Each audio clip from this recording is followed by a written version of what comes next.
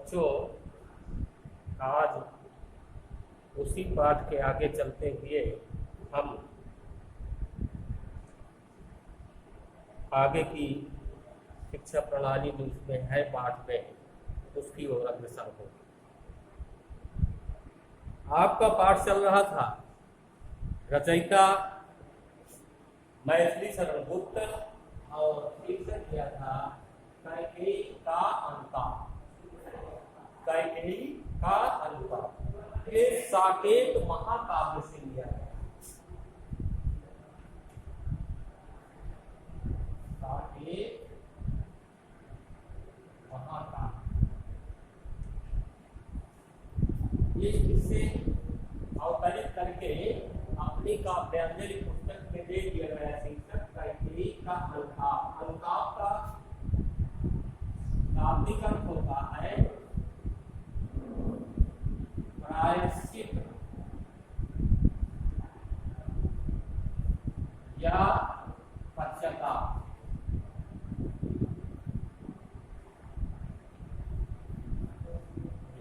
प्रायश्चित या पश्चाताप, उसी में आज आगे कैकेयी जी कहती है कि ये सच है तो अब लौट चलो तुम घर को। जब बन गई चित्रकूट कामतगिरी महाराज में, कामतगिरी पर्वत पर, तो वहां सब सभा बैठी हुई थी। सब सभा के बीच में कैकेयी ने अपना प्रायश्चित स्वीकार किया। अपनी गलती को उन्होंने माना और मानने के बाद ये कहा कि जब आपके सामने सारी चीजें प्रकट हो गई हैं तो अब उसमें आपको विलंब नहीं करना चाहिए। अब आप सीधा घर चलें, अयोध्या के लिए प्रस्थान करें। यदि सच्चाई आपको सब चीज मालूम हो गई है, पूरी सच्चाई, तो आप घर वापस चलें। चौंके सब सुनकर अटल कैकेयी स्वर। इस प्रकार जब कैकेयी ने कहा तो सभा में बैठे हुए जितने लोग हैं और जितने भी देवी देवता हैं वो सब जैसे कोई स्वप्न देख रहे हो, अचानक जो है वो चौंक जाते हैं। सबने रानी की ओर अचानक देखा और सब लोग जो है रानी कैकेयी की तरफ देखने लगे कि कैकेयी अब क्या चाहती है। वैधव्य तुषार आवृता यथा विधुलेखा। विधु कहते हैं चंद्रमा को, यथा माने जैसे, वैधव्य माने विधवा, तुषार माने पाला, आवृत माने ढकी हुई। ये शब्दकोश मैं आपको बता रहा हूं क्योंकि राजा दशरथ के मृत्यु के पश्चात तीनों माताएं कौसल्या, सुमित्रा, कैकेयी, तीनों ये विधवा हो गई। जब विधवा हो गई तो हमारी भारतीय संस्कृति में विधवाओं के लिए वेशभूषा क्या है? सफेद वस्त्र, और श्रृंगार नहीं करती। तो भरत को मनाने के लिए कौसल्या, सुमित्रा, कैकेयी, भरत, शत्रुघ्न, वशिष्ठ जी और सुमंत्र जी, अयोध्या का शिष्टमंडल, ये सब गया हुआ। तो तीनों माताएं जो गई थी वो विधवा वेश में गई थी, सफेद वस्त्र में।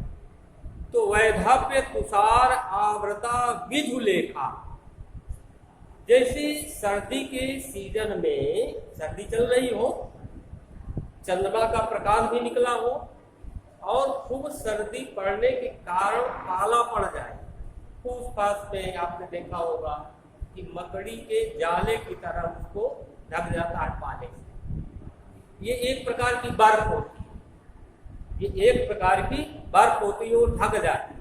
तो कैकेयी उसी प्रकार रात्रि का समय है, चंद्रमा अपनी 16 प्रकार की कलाओं से युक्त चंद्रमा प्रकाशित हो रहा है, उसके किरणें चारों तरफ फैल रही है, आकाश से लेकर के पृथ्वी तक। और वहां जहाँ सभा बैठी हुई है, उस सभा के मध्य में ये तीनों माताएं विधवा वेश में बैठी हुई। तो सफेद चंद्रमा की किरणें हैं, श्वेत कैकेयी के जो वस्त्र है वो भी है श्वेत यानी सफेद। तो इसीलिए कहा गया वैधव्य तुषार आवृता यथा विधुलेखा, बैठी थी अचल तथापि असंख्य तरंगा। कैकेयी तो बैठी थी सभा में, लेकिन जिस प्रकार किसी बहते हुए जल में नदियों में लहरें उत्पन्न होती हैं, तरंग लहरें उत्पन्न होती हैं, उसी प्रकार कैकेयी के अंदर तमाम प्रकार की लहर रूपी विचार जो है उत्पन्न हो रहे थे। वो सिंही अब भी हाहा, वो सिंही अब भी हाहा गोमुखी गंगा। एक बात आपने सुना होगा कि सिंह कभी जो है वो शिकार नहीं करता। शिकार कब करता है? सिंहिनी करती है। जब सिंहिनी शिकार करती है वो शिकार को, तब उसके बाद सिंह भोजन करता है। तो जब कैकेयी वरदान मांग रही थी उस समय सिंहिनी के रूप में थी, बहुत खूंखार हो गई। आज प्रायश्चित करने के लिए पतित पावनी गोमुखी गंगा की भांति पवित्र हो गई है। हाँ जलकर भी मैंने नहीं भरत को जाना, कहती है सभा में, हाँ भरत मेरा पुत्र है, मैंने भरत को जन्म दिया है और जन्म देने के बाद मैंने भरत को आज तक नहीं समझ पाई मैं कि भरत कैसा है, इसका स्वभाव कैसा है। सब सुन ले, तुमने स्वयं अभी ये माना, आपने जो कहा उसको मैं मानती हूँ। और सुनो, सभा में बैठे हुए लोगों को अवगत करा रही हैं, ये सच है तो फिर लौट चलो घर भैया। अगर सब सच्चाई आपको मालूम हो गई है तो हे भैया, हे पुत्र राम, घर वापस चले। अपराधीन मैं हूं तात तुम्हारी मैया, इसमें भरत का कोई दोष नहीं है, मेरा पुत्र भरत निर्दोष है। और इसमें भरत अपराधी जो है, अपराधी कौन है? मैं हूं, मैंने अपराध किया है, सजा मुझे मिलनी चाहिए। दुर्बलता का ही चिन्ह विशेष शपथ है। जो व्यक्ति शपथ ले ले, सौगंध ले ले, कसम खा ले, तो उससे ज्यादा दुर्बल यानी कमजोर कौन हो सकता है? जो अपनी भूल को सुधार ले वो व्यक्ति महान है। जो अपनी गलती को स्वीकार कर ले वो महान है। पर अबलाजन के लिए कौन सा पता है? स्त्री को कहा गया है अबला, जिसके अंदर किसी प्रकार का कोई बल, कोई शक्ति नहीं हो।